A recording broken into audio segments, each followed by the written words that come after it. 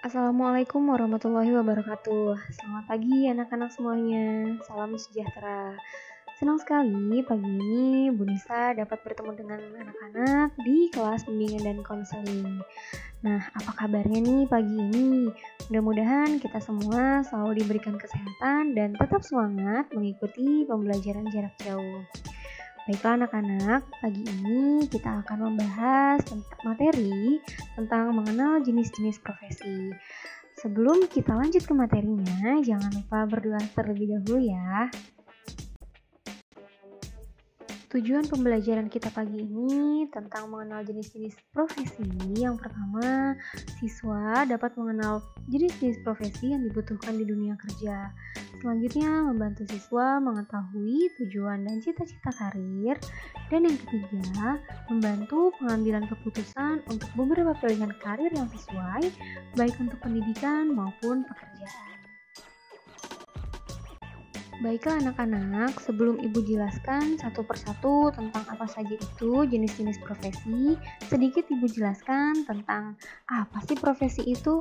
Jadi, profesi adalah suatu pekerjaan yang membutuhkan ilmu pengetahuan atau keterampilan khusus sehingga orang yang memiliki pekerjaan tersebut harus mengikuti pelatihan atau pendidikan tertentu agar dapat melakukan pekerjaannya dengan baik. Orang-orang yang bekerja di bidang tertentu biasanya disebut profesional atau tenaga ahli. Di Indonesia, khususnya di dunia kerja, ada banyak sekali jenis-jenis pekerjaan yang membutuhkan tenaga ahli atau tenaga profesional. Nah, yang pertama di bidang pendidikan. Siapa saja sih profesi-profesi yang ada di bidang pendidikan? Yang pertama ada guru. Guru adalah pendidik profesional di sekolah. Jika anak-anak ingin bercita-cita menjadi guru, maka harus ada pendidikan yang diselesaikan minimal sampai S1. Yang kedua ada dosen. Dosen adalah pendidik profesional di perguruan tinggi. Yang ketiga adalah tutor. Tutor adalah pendidik profesional pribadi seperti guru privat.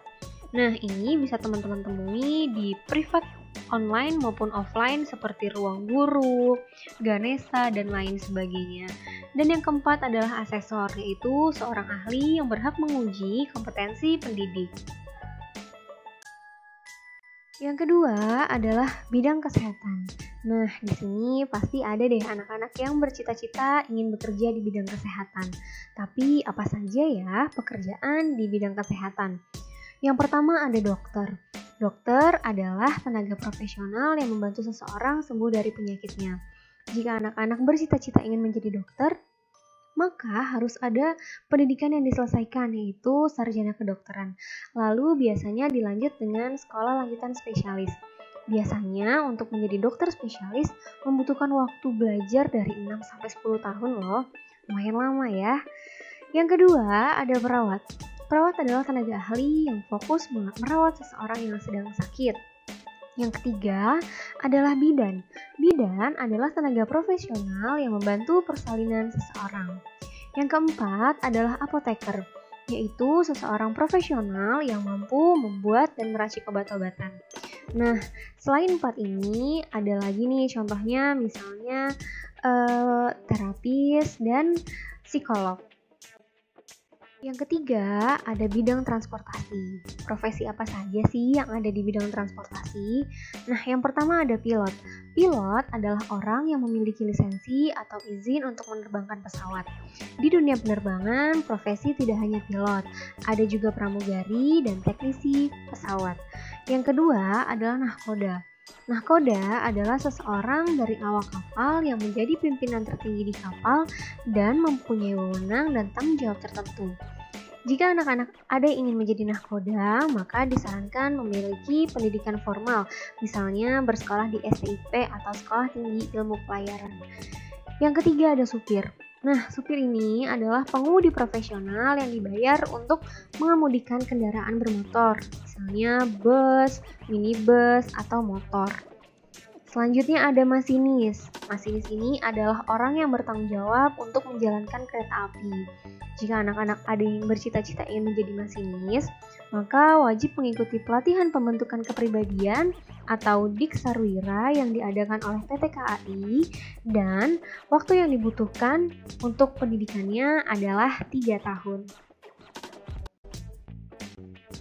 Selanjutnya, yang keempat adalah bidang keamanan. Di bidang keamanan ini ada polisi. Polisi adalah peranata umum sipil yang menjaga ketertiban, keamanan, dan penegak hukum.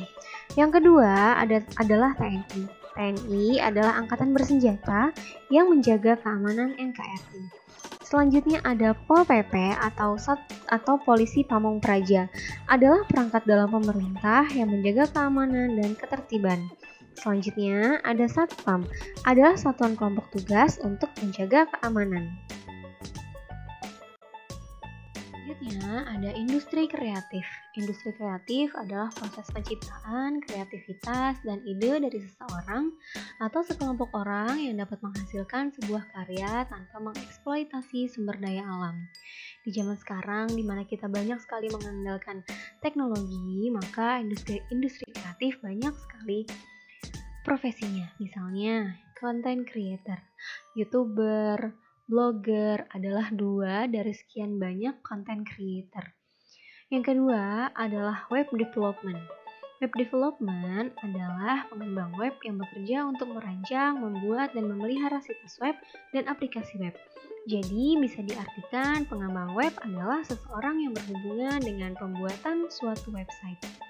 Selanjutnya ada animator. Animator adalah seseorang seniman yang menciptakan berbagai ragam gambar yang akan membentuk ilusi seolah-olah bergerak pada saat ditayangkan dengan cepat dan disebut dengan frame. Animator dapat bekerja dalam berbagai bidang seperti film, televisi, video game, dan internet. Menarik ya? Yang terakhir yang akan Ibu bahas adalah tentang wirausaha. Wirausaha adalah seseorang yang secara mandiri menciptakan atau berinovasi untuk membuka usaha sendiri, baik usaha di bidang jasa ataupun barang. Contohnya adalah pedagang dan penjahit. Nah, itu tadi beberapa jenis pekerjaan yang membutuhkan tenaga ahli atau tenaga profesional. Jika anak-anak ada yang ingin ditanyakan, silahkan hubungi Bu Nisa ya. Alhamdulillah, materi yang Ibu sampaikan sudah selesai. Mudah-mudahan apa yang Ibu sampaikan menambah informasi untuk anak-anak. Terima kasih. Wassalamualaikum warahmatullahi wabarakatuh. Sampai jumpa di pertemuan selanjutnya.